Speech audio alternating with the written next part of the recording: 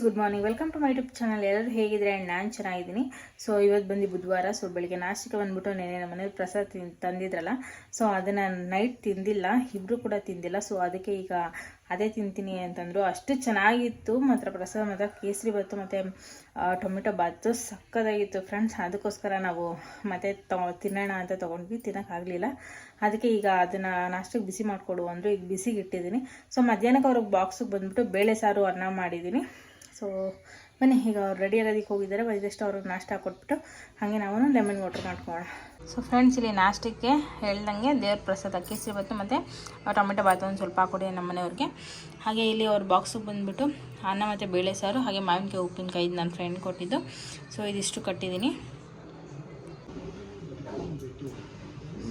Friends. ಈಗ time ಬಂದು 3 ಗಂಟೆ ಆಗಿದೆ. ಸೊ ಇನ್ನೂ ಏನೂ ಊಟ ಮಾಡಿಲ್ಲ.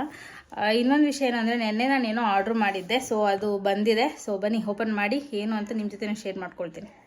ಸೊ ಫ್ರೆಂಡ್ಸ್, ಇಲ್ಲಿ ನಾನು ತರಿಸ್ಕೊಂಡಿರೋದು ಆ್ಯಪಲ್ ಸಿಡಿಗರ್ ವೆನಿಗರ್. ಸೊ ಇದು ತುಂಬ ಹೆಲ್ಪ್ ಆಗುತ್ತೆ ವೆಯ್ಟ್ ಲಾಸ್ಗೆ ಅಂತ ಅಂದರು. ಸೊ ಒಂದರಲ್ಲಿ ಬಂದು 15 ಟ್ಯಾಬ್ಲೆಟ್ ಇರುತ್ತೆ ಫ್ರೆಂಡ್ಸ್. ಇದು ಒಂದರಲ್ಲಿ ಬಂದು 15 ಟ್ಯಾಬ್ಲೆಟ್ ಇರುತ್ತೆ. ಟೋಟಲ್ ಈಗ ನಾನು 45 ತರಿಸ್ಕೊಂಡಿದ್ದೀನಿ 1.5 ತಿಂಗಳಿಗೆ. ಸೊ ಇದನ್ನು ಏನಿಲ್ಲ, ಬರೀ ತಣ್ಣೀರಲ್ಲಿ ಹಾಕ್ಕೊಂಡು ಕುಡಿಯೋದು ಅಷ್ಟೇ. ಸೊ ಓಪನ್ ಮಾಡ್ತೀನಿ.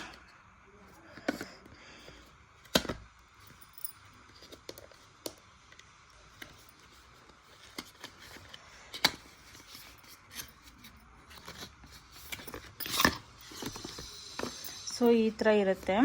ಇದ್ರ ಮೇಲೆಲ್ಲ ಕೊಟ್ಟಿರ್ತಾರೆ ಹೇಗೆ ಯೂಸ್ ಮಾಡಬೇಕು, ಏನೇನು ಯೂಸ್ ಆಗುತ್ತೆ, ಮತ್ತು ಎಕ್ಸ್ಪೈರಿ ಡೇಟ್ ಎಲ್ಲ ಚೆಕ್ ಮಾಡ್ಕೊಳ್ಬೇಕು.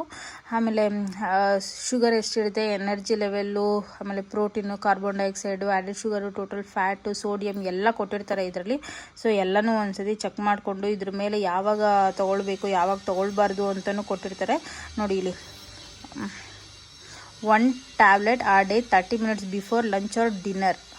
ಅದಕ್ಕೆ ಊಟಕ್ಕೂ ಮುಂಚೆ ಅರ್ಧ ಅವರ್ ಮುಂಚೆ ತೊಗೋಬೇಕು.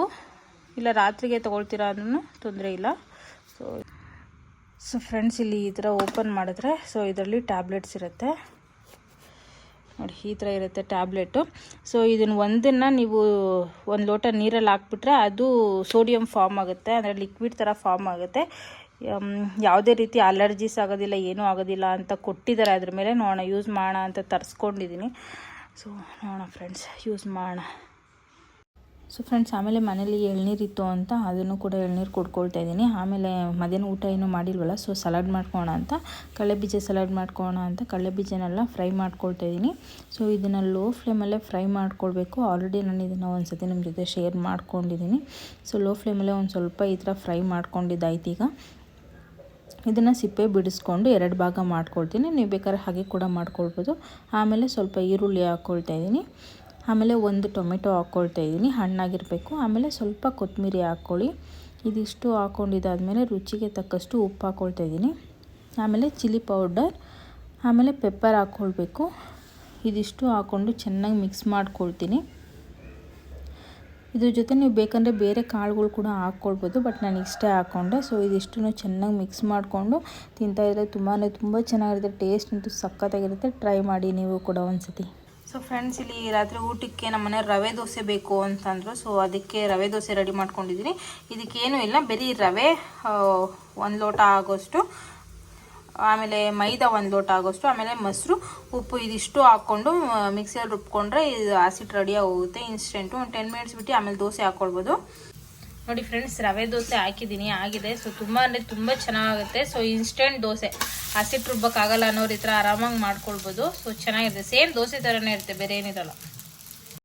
ನಮ್ಮ ಮನೆಯವ್ರಿಗೂ ಕೂಡ ನಾಷ್ಟ ಹಾಕ್ಕೊಟ್ಟು ಸೊ ನಾನು ಕೂಡ 2 ದೋಸೆ ತಿನ್ಕೊಳ್ತಾ ಇದ್ದೀನಿ ಫ್ರೆಂಡ್ಸ್ ಇವತ್ತು ಊಟಕ್ಕೆ.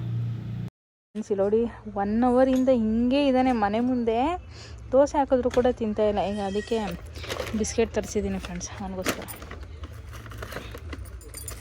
ನೋಡಿ.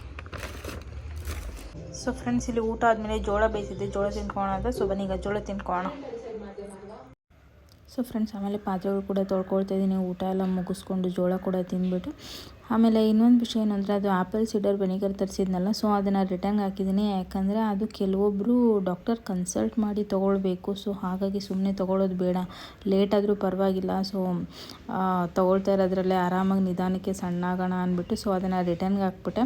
ಸೊ ಡಾಕ್ಟರ್ನ ಕನ್ಸಲ್ಟ್ ಮಾಡಿ ತೊಗೊಳ್ಬೇಕು ಅಂತಿತ್ತು, ಸೊ ಅದಕ್ಕೋಸ್ಕರ ಬೇಡ ರಿಸ್ಕ್ ತೊಗೊಳ್ಳೋದು ಅಂದ್ಕೊಂಡು ಸೊ ಅದನ್ನು ರಿಟರ್ನ್ಗೆ ಹಾಕಿದ್ದೀನಿ. ಸೊ ಪಾತ್ರೆಗಳು ಆಮೇಲೆ ತೊಳೆದಿದ್ದಾಯಿತು. ಇದು ಬಂದು ಮಸಾಜರ್ ಫ್ರೆಂಡ್ಸ್, ತುಂಬ ದಿನ ಆಗಿತ್ತು ನಮ್ಮ ಮನೆಯವ್ರು ತರಿಸಿ, ತುಂಬ ಚೆನ್ನಾಗಿದೆ ಇದು. ಸೊ ಇವತ್ತು ಯೂಸ್ ಮಾಡ್ತಾಯಿದ್ದೆ, ಅದಕ್ಕೆ ನಾನು ಇವತ್ತು ಇದನ್ನು ನಿಮ್ಮ ಜೊತೆ ಶೇರ್ ಮಾಡಿಕೊಂಡೆ. ಸೊ ತುಂಬ ಚೆನ್ನಾಗಿರುತ್ತೆ. ಸಿಕ್ಕಾಪಟ್ಟೆ ಕಾಲು ನೋವು, ಬೆನ್ನು ನೋವು, ಮೈಕೈ ನೋವು ಬರೋರೆಲ್ಲ ಇದನ್ನು ಆರಾಮಾಗಿ ಯೂಸ್ ಮಾಡ್ಬೋದು.